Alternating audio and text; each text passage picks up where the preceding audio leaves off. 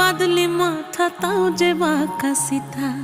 মেদিনীপুরে রায়না চিরন বাঁকুড়ার ওই ফিতা আর যতন করে বাঁধলি মাথা তাও যে বাঁকা সিথা পেছ পাড়িয়া রাজগো